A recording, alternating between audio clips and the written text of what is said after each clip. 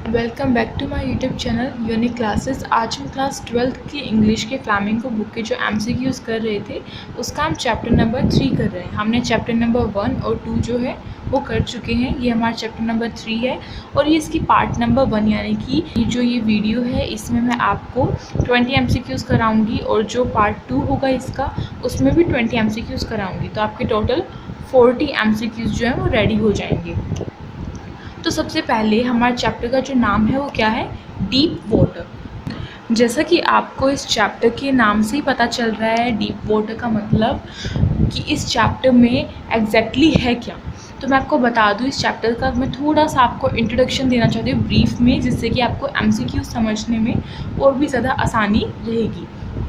तो देखिए जो डीप वाटर है उसमें बेसिकली स्टोरी क्या है, ऑथर ने अपने बचपन का जो एक इंसिडेंट है वो हमें बताया है इस चैप्टर में। और ऑथर ने बताया कि कैसे उन्होंने अपने फियर को ओवरकम करके उस पर जीत हासिल की है। जो ऑथर है वो एक बार क्या हुआ था उनके साथ कि वो बचपन में अपने फादर के साथ कहीं घूमने गए थे और वहाँ पे जाकर क्या हुआ था कि वो स्लाइडिंग करते हैं ना, जैसे सी पर जैसे स्लाइडिंग करते हैं, बोट छोटी सी वो बोट होता है, स्लाइडर होता है, उससे स्लाइड करते हैं।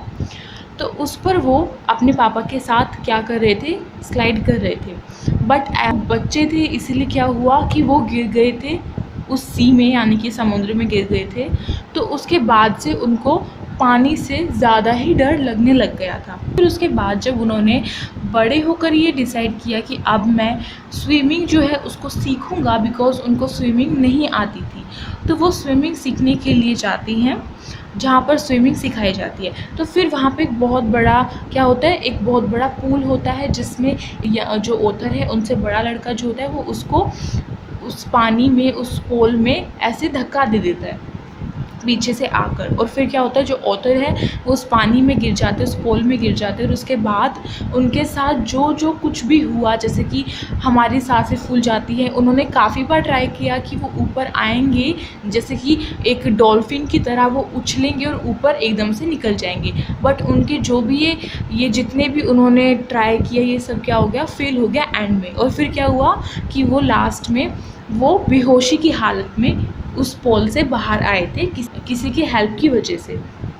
तो इस चैप्टर में ऑथर ने ये बताया है कि कैसे उन्होंने अपने स्विमिंग का जो डर था उनके अंदर, उस पे उन्होंने जीत हासिल की थी। कहते हैं ना कि कोशिश के आगे किसी की हार नहीं होती। तो ऐसा ही ऑथर ने इस चैप्टर में हमें बताया। इससे हमें काफ़ी इंस्पायर भी होना चाहिए। ये जो चैप्टर है ये आपकी बुक में इसलिए डाला है ताकि जो बच्चे हैं वो इंस्पायर हो सके इस चैप्टर से।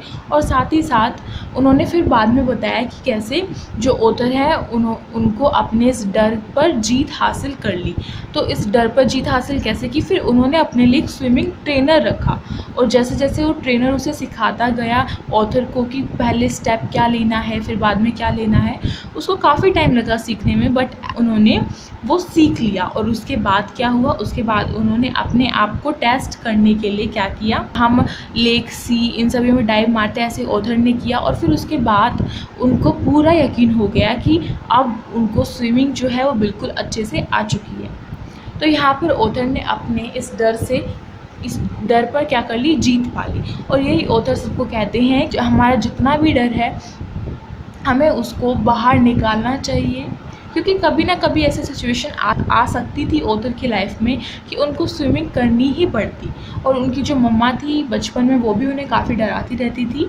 तो ये सारी बातें जो है एमसीक्यूज़ में आपकी आएंगी। और जो चैप्टर के राइटर है यानी कि जो इस चैप्टर के ऑथर हैं वो कौन है, विलियम डगलस। तो अब एमसीक्यूज़ करने स्टार्ट करते हैं। हमारा फर्स्ट एमसीक्यू है, who is the author of deep water. अब इस क्वेश्चन बोला गया है कि जो डीप वाटर चैप्टर है इसका ऑथर कौन है। तो इसका ऑथर मैंने आपको बताया विलियम डगलस है, इसलिए इसका करेक्ट आंसर क्या होगा, option number D, William Douglas. अब चलते हैं नेक्स्ट क्वेश्चन पर। क्वेश्चन नंबर 2 है, in which subject has the author been graduated. अब इस क्वेश्चन बोला गया है कि जो ऑथर है वो किस सब्जेक्ट से ग्रेजुएटेड थे, यानी कि उन्होंने जो ग्रेजुएशन कर रखी थी। ग्रेजुएशन किसको बोलते हैं, जब हम बीए कर लेते हैं 12th के बाद। जैसे कि आप 12th के बाद बीए करेंगे जो 3 साल की होती है, कोई बीएससी करेगा, इन सभी चीज़ों को ग्रेजुएशन बोलते हैं। तो जो ऑथर है यही पूछ रखा है कि ऑथर ने किस सब्जेक्ट से ग्रेजुएशन की थी। तो ऑप्शंस हैं हमारे पास, ऑप्शन नंबर ए है English and history, option number B है English and science, option number C है science and social studies and option number D है इंग्लिश एंड इकोनॉमिक्स। तो इसका करेक्ट आंसर क्या है, option number D English and economics. अब आपको यहाँ पे छोटी से छोटी बातें याद रखनी है कि ऑथर ने किस चीज़ से ग्रेजुएशन की थी, किस सब्जेक्ट से की थी। ये सभी बातें आपको लाइन टू लाइन, कहते हैं ना कि एमसीक्यूज़ जो है वो बिल्कुल हम जब चैप्टर लाइन टू लाइन पढ़ते हैं तब हमें आते हैं, इसीलिए आपको इस वीडियो को देखने के साथ साथ इन एमसीक्यूज़ को क्या करना है, याद भी करना है। मैं ये नहीं कह रही हूँ कि आपको इन्हें रटना है, इनको आपको समझकर याद करना है, क्योंकि एमसीक्यूज़ हमें याद करने ही पड़ते हैं कहीं ना कहीं समझकर। आप जो क्वेश्चन बनाते हैं पूरा का पूरा जो लिखने का होता है, उसमें हम अपने विचार, अपने वर्ड्स में उसको एक्सप्लेन कर सकते हैं, बट एमसीक्यू में ओनली आपको वन वर्ड आंसर देना होता है, इसलिए आपको इनको समझने के साथ साथ याद भी करना है। अब क्वेश्चन नंबर 3 पर चलते हैं। For how many years had the author taught in high school in Yakima. अब इस क्वेश्चन में बोला गया है कि जो ऑथर हैं उन्होंने कितने साल तक क्या किया, हाई स्कूल में पढ़ाई की। हाई स्कूल कहाँ पे था, योकीमा। योकीमा मैं आपको बता दूँ ये अमेरिका में, जो वॉशिंगटन है अमेरिका की जो राजधानी है, कैपिटल है वॉशिंगटन, उसकी ये एक प्यारी सा शहर है योकीमा, एक सिटी है, उसमें क्या किया था ऑथर ने अपनी पढ़ाई की थी। वही पूछ रखा है कि कितने सालों तक ऑथर ने पढ़ाई की थी। तो ऑप्शंस है हमारे पास 2 years, 4 years, 3 years and 5 years. तो इसका करेक्ट आंसर क्या होगा, ऑप्शन नंबर ए 2 ईयर्स। जो ऑथर है उन्होंने हाई स्कूल में कितने सालों तक पढ़ाई की थी, 2 साल तक। अब उसके बाद क्वेश्चन नंबर 4 है, after the author was fed up with teaching he decided to opt for which career। अब इस क्वेश्चन बोला गया कि जब ऑथर जिस चीज़ में पढ़ाई कर रहा था उसमें जब वो बोर हो गया, फैड अप का मतलब होता है बोर हो जाना है या फिर उससे ऊब जाना, तो ऑथर जब अपने उस सब्जेक्ट से बोर हो गया था जहाँ पे जिस फील्ड में वो पढ़ाई कर रहा था, तो उसने क्या डिसाइड किया, यानी कि उसने किस करियर में जाना चाहा, किस करियर को उसने चुना आगे के लिए। तो ऑप्ट का मतलब यही होता है कि जब हमें अपने करियर के लिए डिसाइड करना हो। तो यहाँ पे ऑप्शंस हैं, ए मेडिकल, बी है गार्डनिंग, सी है इंजीनियरिंग एंड डी है अ लीगल करियर। तो इसका करेक्ट आंसर क्या होगा, अ लीगल करियर। जो ऑथर है वो एक लीगल करियर में जाना चाहता था। अब क्वेश्चन नंबर 5 पर चलते हैं। What is the story deep water speaking about. अब इस क्वेश्चन बोला गया कि जो डीप वाटर है, ये जो पूरी स्टोरी है किस चीज़ के बारे में बताती है। तो ऑप्शन नंबर ए है fear of water and the way to overcome it, B है फियर ऑफ पीपल, सी है fear of dogs and D है फियर ऑफ स्विमिंग। तो इसका करेक्ट आंसर क्या होगा, देखिए यहाँ पे जो ऑप्शन नंबर बी है और जो सी है ये हो जाते हैं कट। अब आपके पास 50-50 चांसेस हैं, चाहे तो ए होगा चाहे डी होगा। आप अपने दिमाग से सोचिए और अगर आपको आता है तो आप इसका आंसर मुझे कमेंट बॉक्स में ज़रूर दीजिएगा। चलिए देखते हैं इसका करेक्ट आंसर क्या होगा। जो इसका करेक्ट आंसर है वो है option number A, fear of water and the way to overcome it. जो question number 6, how did the author's fear vanish. अब इस क्वेश्चन में हमसे बोला गया है कि जो ऑथर है उन्होंने अपने डर को दूर कैसे भगाया। तो ऑप्शन है हमारे पास with courage, guidance and determination, फिर बी है विद केयर, सी है with mother's words and D है विद गाइडेंस। तो इसका करेक्ट आंसर क्या होगा, with courage, guidance and determination. अब चलते हैं अपने क्वेश्चन नंबर 7 पर। क्वेश्चन नंबर 7 है YMCA स्टैंड्स फॉर, मतलब कि ये जो YMCA है जो शॉर्ट फॉर्म है इसका हमें फुल फॉर्म बताना है।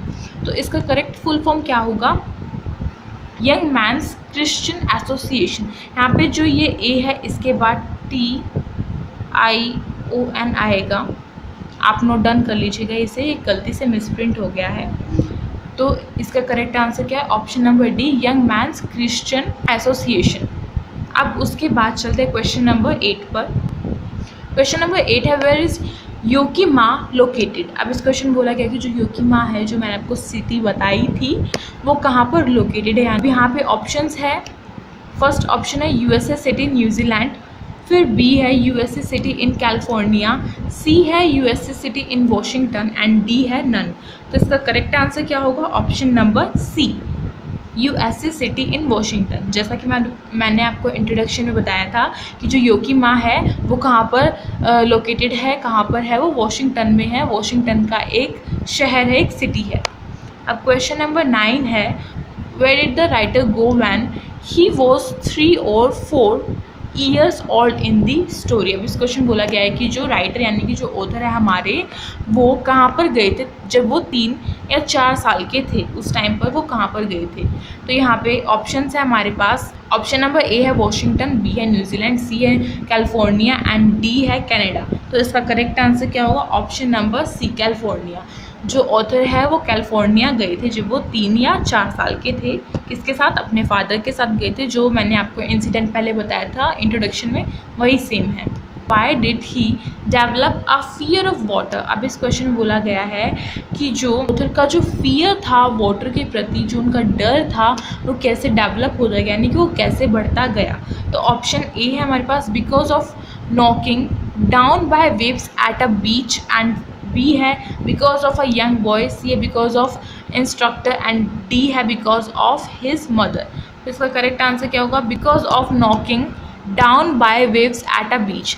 जैसा कि मैंने आपको बताया कि पहली बार जब जो बीच पे था उसकी वेव की वजह से वो क्या हो गया था, वहाँ पर गिर गया था उस बीच में, इसीलिए जब से उसको उसकी जो फियर है वाटर से वो और भी ज़्यादा डेवलप होना स्टार्ट हो गया था। अब क्वेश्चन नंबर 11 है, what is hunting the author. अब इस क्वेश्चन में बोला गया है ऑथर है उसको क्या चीज़ जो है वो सता रही थी। तो ऑप्शन है हमारे पास, trouble experience in the pool, second है घोस्ट, थर्ड है his mother's words and D है a push by a young boy. तो इसका करेक्ट आंसर क्या होगा? Option number A, trouble experience in the pool. जो उसका जो भयानक एक्सपीरियंस था पूल के अंदर, वही उसको बार बार क्या कर रहा था? सता रहा था। अब अपने अगले क्वेश्चन पर चलते हैं।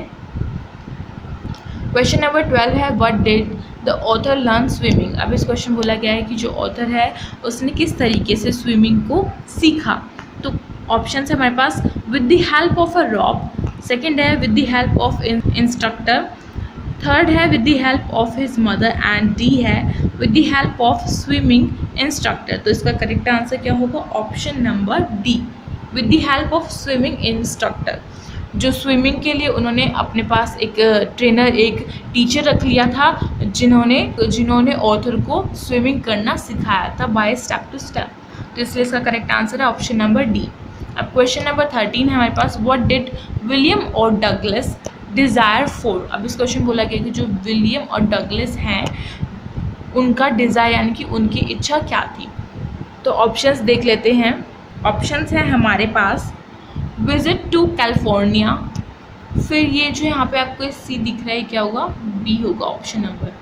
तो इस सी को हटा लीजिएगा, इसकी जगह बी है।